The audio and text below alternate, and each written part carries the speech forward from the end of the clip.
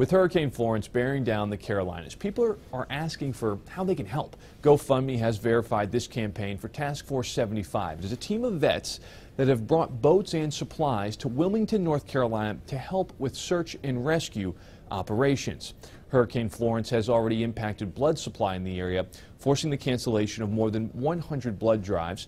You can find information on how you can donate through AABB, America's Blood Centers, American Red Cross, and the Armed Services Blood Program.